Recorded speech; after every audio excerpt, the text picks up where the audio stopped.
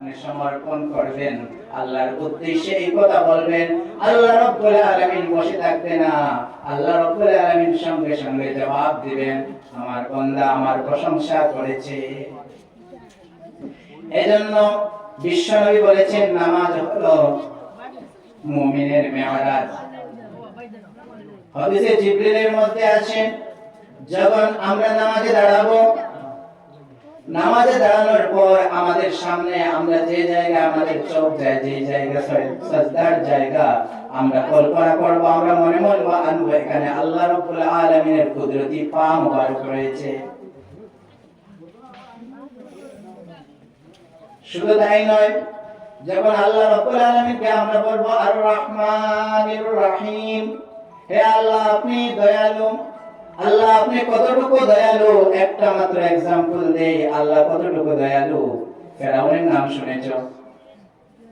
হ্যাঁ, ফেরাউন ছিল কোন নবীর সময় ছিল? ফেরাউন মুসা আলাইহিস সালামের সময়। মুসা আলাইহিস সালামের সময় সে নিজেকে প্রভু দাবি করেছে, নিজেকে আল্লাহ বলেছে, আনা রাব্বুকুমুল আ'লা বলেছে, আল্লাহর দাসত্ব অস্বীকার করেছে, আল্লাহর সঙ্গে যুদ্ধের ঘোষণা দিয়েছে। সেই ফেরাউন যখন মুসা আলাইহিস সালামকে অনেক কষ্ট দিয়েছে, অত্যাচার করেছে, নিপীড়ন করেছে, একদিন মুসা আলাইহিস সালাম এবং তার সঙ্গী সাথীদেরকে দাওয়া করতে করতে নিয়ে গেল।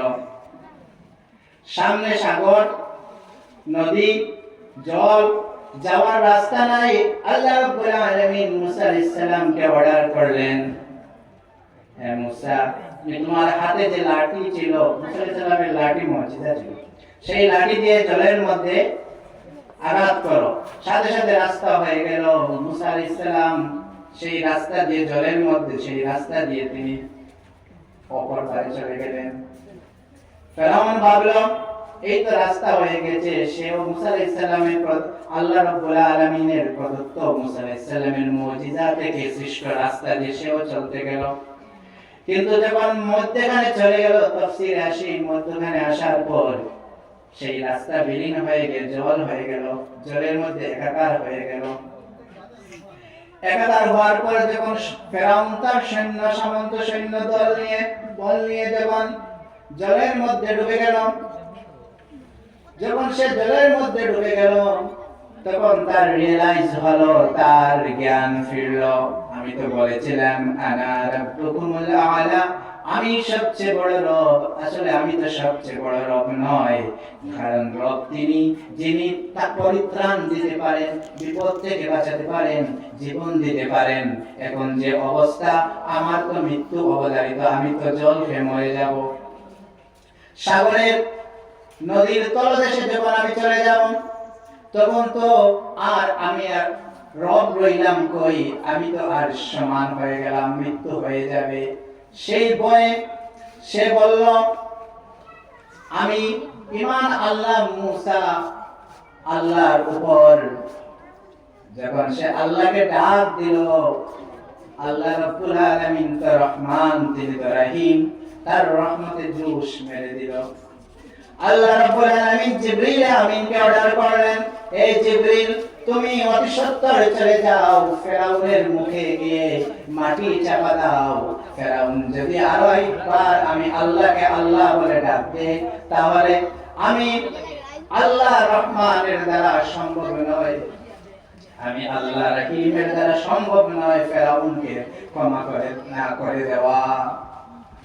তাই হযরত জিবরিল আমিন এসে হযরত জিবরিল আমিন তাড়াতাড়ি এসে যখন ফেরাউন আল্লাহকে ডাকা শুরু করলো, আল্লাহ আমি ঈমান আল্লাহ মুসা আল্লাহর উপর, আমি ঈমান আল্লাহ মুসা আল্লাহর উপর যখন দুইবার বলল, আবার যখন বলবে আল্লাহকে ডাক দেবে, আল্লাহ আমাকে বাঁচাও, ওই সময় জিবরিল এসে তার মুখের মধ্যে মাটি চাপা দিয়ে দিলেন। তার কারণ কি?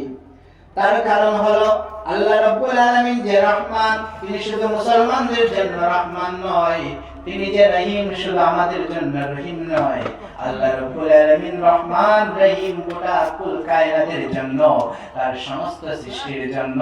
তাই ফেরাউন তার সৃষ্টি যতই গুনাহ করুক, যতই দোষ করুক, যতই রব বলুক, যতই আল্লাহর সাথে নাফরমানি করুক, তারপর আল্লাহ রাব্বুল আলামিনের রহমতে জোশ মেরে দিবে।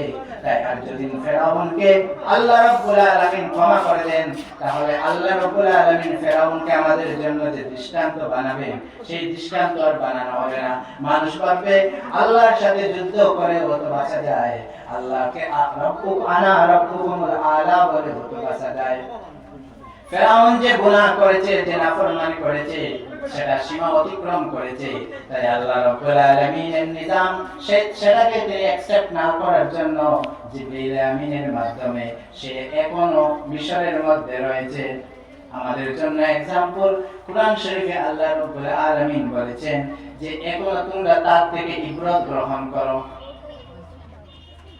ফেরাউন থেকে ইবরত গ্রহণ করতে হবে আমাদেরকে। ফেরাউনের সাথে আল্লাহ রাব্বুল আলামিন কি ব্যবহার করেছেন? আল্লাহ রাব্বুল আলামিন তাকে এতটাই সুস্থতা দিয়েছিলেন যে সে কখনো তার, আমরা শুনেছি যে কখনো তার তাপ সর্দি পর্যন্ত হয় নাই। সুতরাং এজন্য বলা হয়, বিশ্বনবী বলেছেন আমার উম্মতের যখন অসুস্থ হয় তখন তার গুনাহ ঝরে যায়, গুনাহ মাফ হয়। এজন্য বিশ্বনবী এটাকে নিয়ামত বলেছেন। তাই আমরা উম্মতে মুহাম্মাদি আমরা যখন অসুস্থ হব, এটাকে নিয়ামত হিসেবে ধরে নেব। এটা আল্লাহর আমাদের ভালোর জন্য, আমাদের গুনাহ কমানোর জন্য এটা আল্লাহ রাব্বুল আলামিন আমাদেরকে দিয়েছেন। আল্লাহ রাব্বুল আলামিন রহমান, আল্লাহ রাব্বুল আলামিন রহিম। আল্লাহ রাব্বুল আলামিন আমাদেরকে বারবার বলেছেন, আমরা তো মানুষ, আমরা গুনাহগার, আমরা গুনাহ করব, আমরা আল্লাহর সৃষ্টি, কিন্তু আল্লাহ রাব্বুল আলামিন ডিক্লেয়ার করেছেন ওয়ালা তাকনাতু মির রাহমাতিল্লাহ, তোমরা আমি আল্লাহর রহমত থেকে, আমার করুণা থেকে তোমরা নিরাশ হইও না। তোমরা আমি আল্লাহর করুণা থেকে, আমার রহমত থেকে নিরাশ হইও না। তোমরা যতই গুনাহ করো, তোমাদের পৃথিবীর সমস্ত মানুষের গুনাহ আগে যদি একত্রিত করা হয়, আল্লাহ রাব্বুল আলামিনের রহমতের এক নখ বরাবর হবে না। আমরা যতই গুনাহ করি, আল্লাহ রাব্বুল আলামিনের কাছে আমাদের ইস্তিগফার করা দরকার। বর্তমান যে সময়, কিয়ামত নিকটবর্তী, বিশ্বনবী যত কয়েকটি আলামত দিয়েছেন, অধিকাংশ আলামত প্রকাশ হয়ে গিয়েছে। তাই আমাদের একটু সচেতন হওয়া দরকার। আমরা এমন কোন কাজ করব না যে কাজ করলে পরে হাসরের ময়দানে আমরা শর্মিন্দা, আমাদেরকে লজ্জিত হতে হয়। বিশ্বনবী আমাদের জন্য মৃত্যুর সময় পর্যন্ত আমাদের জন্য কেঁদেছেন। যখন হযরত আজরাইল আলাইহিস সালাতু সালাম বিশ্বনবীর শেষ সময়ে এসে আল্লাহর রাসূলের বুকের মধ্যে হাত দিয়েছেন, আল্লাহর নবী বললেন, ও আজরাইল, তুমি আমার বুকের মধ্যে কি রেখেছো? হযরত আজরাইল আলাইহিস সালাতু সালাম বললেন, ইয়া রাসূলুল্লাহ, ইয়া হাবিবাল্লাহ, আমি তো আপনার বুকের মধ্যে শুধুমাত্র আমার হাতটি রেখেছি। আল্লাহর রাসূল সাল্লাল্লাহু আলাইহি সাল্লাম বলেন, হে আজরাইল, তুমি বুঝি শুধু তোমার হাতটা রেখেছো? আমার মনে হচ্ছে গোটা জমিন, আসমান, সাত জমিন সবকিছু তুমি আমার বুকের মধ্যে রেখে দিয়েছো। মৃত্যুর যন্ত্রণা এত ভয়াবহ, এত কঠিন, সেই মৃত্যু আমাকে আপনাকে একদিন মোকাবেলা করতে হবে।